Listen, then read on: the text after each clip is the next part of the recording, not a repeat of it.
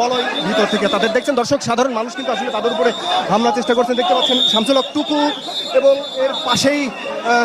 জুনায়েদ আহমেদ পলক এবং এর পেছনে কিন্তু আমরা দেখতে পাচ্ছি যে সাবেক আইসিটি প্রতিমন্ত্রী জুনায়েদ আহমেদ পলক, তাদেরকে আসলে বের করে নিয়ে যাওয়া হচ্ছে। আমরা দর্শক দেখাতে পাচ্ছি তাদের কিন্তু 10 দিনের রিমান্ড মঞ্জুর করা হয়েছে এবং ডিবি অফিসের কালকে গ্রেপ্তারের পর থেকেই যে হত্যা মামলাটি হয়েছিল সেই হত্যা মামলাতে গ্রেপ্তারের পর থেকেই তাদেরকে কিন্তু ডিবি হেফাজতে রাখা হয়েছিল এবং আজকে 4:30 কিছু আগে আমরা দেখেছি এখানে একটি প্রিজন ভ্যানে তাদেরকে এখান থেকে তাদেরকে এখানে নিয়ে আসা হয়েছে।